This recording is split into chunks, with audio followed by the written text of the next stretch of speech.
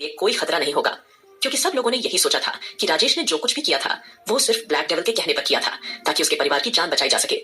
लेकिन अब एक बार फिर राजेश को सही सलामत अपने सामने देखकर सबकी आंखें हैरत से चौड़ी हो गई थी।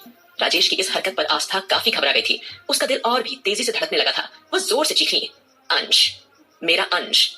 सबको अपने सामने देखकर राजेश के हाथ पांव फूल गए थे, लेकिन उसने तुरंत अंश को अपनी गोद में कसकर पकड़ लिया और चिल्लाकर बोला, अगर किसी ने भी मेरे पास आने की कोशिश भी की तो मैं यहीं के यहीं इस अंश सिंघानिया की जान ले लूंगा।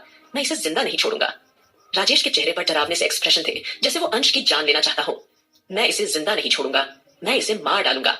हट जाओ मेरे रास्ते से। राजेश के धमकी भरे शब्द सुनकर सब लोगों का दिल सीधे मुंह में आ गया था। उनके चेहरे पर हवाइयां उड़ने लगी थी। उनकी सांस बहुत तेजी से ऊपर नीचे हो रही थी। उनकी नजरें राजेश के हाथों पर खड़ी हुई थी। आस्था की हालत काफी खराब हो चुकी थी। वो कैसे अपने बच्चे को अपनी आंखों के सामने मरते हुए देख सकती थी? यह उसके लिए अपनी दुनिया उजड़ने जैसा था। उसने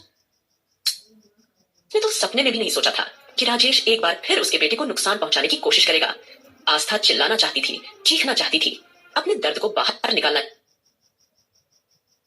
चाहती थी, लेकिन वह बस रोकर ही अपना दर्द बाहर निकाल रही थी। उसने अपना गुस्सा और फ्रस्ट्रेशन को दबाने की पूरी कोशिश की। वहीं सब लोग की आंखें गुस्से से तिलमिलाने लगी और वो राजेश की ओर देखकर बोले, तू तो कोमा में था ना? तुझे होश कब आया? और तू यहां कैसे पहुंचा? इस बात पर राजेश के होठों पर कड़वाहट भरी मुस्कुराहट उभर आई। हाँ हाँ, मैं जानता हूं कि तुम लोगों ने मुझे मारने की पूरी कोशिश की थी, लेकिन किस्मत ने उस वक्त मेरा साथ दिया और अब मेरा बचना तुम लोगों पर भारी पड़ने वाला है, क्योंकि मेरे मालिक, मेरे बॉस ब्लैक डेविल किंग ने मुझे जो काम सौंपा था उसे मैं आज पूरा करके रहूंगा। ये सब कहते हुए उसकी आवाज सख्त और बेदर्द थी। राजेश की आंखों में पागलपन साफ दिख रहा था। वो आगे बोला, वैसे भी ब्लैक डेविल किंग अरमान सिंघानिया की जिंदगी में सिर्फ और सिर्फ दुख देखना चाहता है, और अरमान सिंघानिया को दुख देने का सबसे आसान रास्ता उसके बेटे की जान से होकर गुजरता है।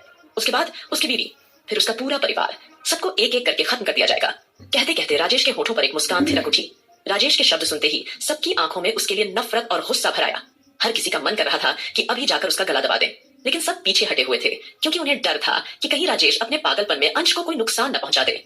वही अरमान का चेहरा गुस्से से तमतमा उठा था। वह लगभग चीखते हुए बोला, राजेश, क्या तुम भूल गए कि मैं कौन हूं, जो तुम मेरे सामने खड़े होकर मुझसे दुश्मनी मोल ले रहे हो? अरमान सिंघानिया तुम्हारे साथ क्या क्या कर सकता है, ये बात तुम्हें अच्छी तरह से पता है। ये अरमान की ओर से राजेश को एक चेतावनी थी। वह अंश फौरन छोड़ दे। अरमान की बातों को हवा में उड़ाते हुए राजेश ने अपना घमंड भरा व्यवहार बनाए रखा और उसका मुंह करेले की तरह कड़वा हो गया। उसने अरमान की बात को नकारते हुए ऊंची आवाज में कहा, अरमान सिंघानिया, जिसे खुद नहीं पता कि उसे कब इस लड़की से प्यार हो गया, जिसे ये भी नहीं पता कि कब वो पूरी तरह बदल गया। वह बिना दिमाग के अरमान सिंघानिया कुछ भी नहीं है, वरना तुझे अब तक पता चल चुका होता कि तेरा दुश्मन कौन है और दोस्त कौन। कहीं ना कहीं राजेश का इशारा सीधा सीधा राजवीर जिंदल की ओर था। अचानक राजेश के होठों पर कातिलाना मुस्कुराहट उभर आई। मैं जानता हूं कि तुम लोग मुझे जिंदा नहीं छोड़ने वाले हो, और वैसे भी मेरे आगे पीछे कोई नहीं है, इसलिए मुझे तुम्हारी खोखली धमकियों से बिल्कुल भी डर नहीं लगता।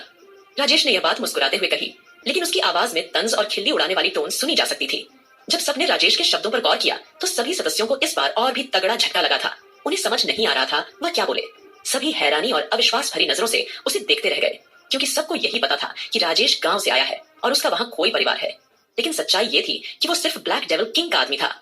ब्लैक डेविल किंग ही उसके लिए उसका पूरा परिवार था।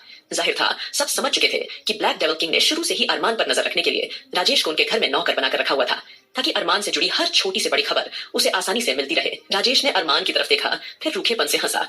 ये तो सिर्फ शुरुआत है अरमान सिंघानिया। आज तुम्हारे बेटे की जान जाने से कोई नहीं रोक पाएगा। अब से तुम्हारी बर्बादी के दिन शुरू हो चुके हैं अरमान सिंघानिया, और मेरा बॉस भी मेरे इस काम से बहुत खुश होगा। लेकिन याद रखना, ये तो सिर्फ शुरुआत है। बहुत जल्द तुम्हारी बीवी भी तुमसे छीन ली जाएगी, फिर उसका भी खून कर दिया जाएगा। तब तुम पूरी तरह से अकेले रह जाओगे। राजेश, जो कभी अरमान की एक नजर से डर जाया करता था, आज वो उसकी आंखों में आंखें डालकर बातें किए जा रहा था। राजेश की आवाज में एटीट्यूड साफ झलक रहा था, जिसे सुनकर अरमान का दिमाग घूम गया और वो पूरी तरह आउट ऑफ कंट्रोल हो चुका था।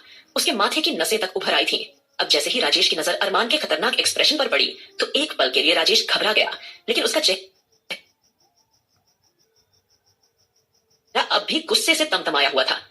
उसे खुद समझ नहीं आ रहा था कि वो इतना रिएक्ट क्यों कर रहा है। तभी आकाश, सुमित और बाकी सभी ने तुरंत आगे बढ़कर अरमान को कसकर पकड़ लिया। शांत हो जाओ अरमान, खुद को संभालो। अगर तुमने अभी कुछ किया तो वो अंश को नुकसान पहुंचा देगा। उसके हाथ में हमारा बच्चा है। तभी अरमान ने गुस्से से अपने होंठ खींच लिए और नफरत भरी आवाज में बोला, राजेश, अगर तुम अपनी जान की सलामती चाहते हो तो मेरे बच्चे का बाल का भी नुकसान नहीं होना चाहिए। अगर उसे कुछ भी हुआ तो तुम सोच भी नहीं सकते कि मैं तुम्हारा क्या हाल करूंगा।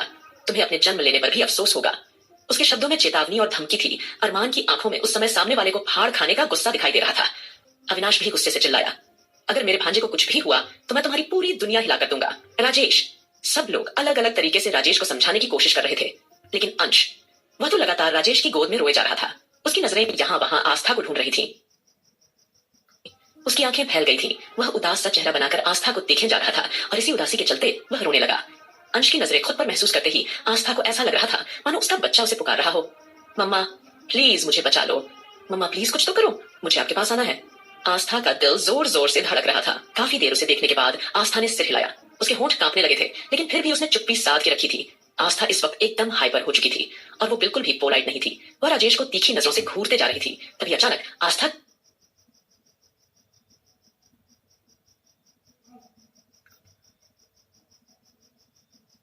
की नजर किसी चीज पर पड़ी। वो था चाकू। सिर्फ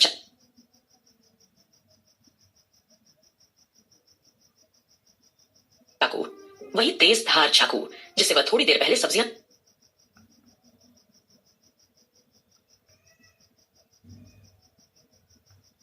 काट रही थी। अगले ही पल आस्था ने फौरन वो चाकू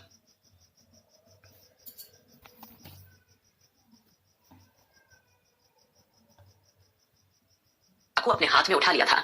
इससे पहले राजेश कुछ समझ पाता,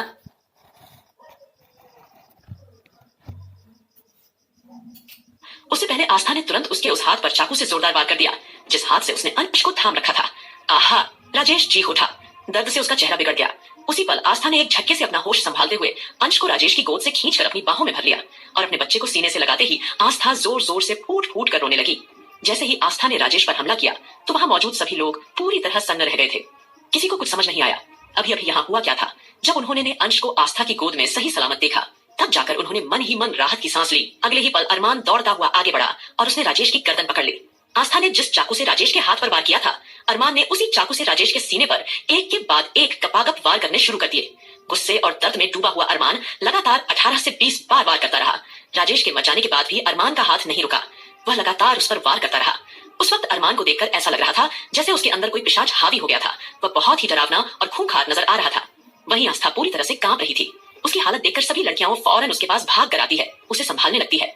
वसुंधरा भी आगे आकर आस्था को थामने की कोशिश करने लगती है, क्योंकि वह दृश्य आस्था की आंखों में ऐसे जम गया था मानो उसने अपनी पूरी जिंदगी का सबसे दर्दनाक मंजर अपनी आंखों के सामने देख लिया हो।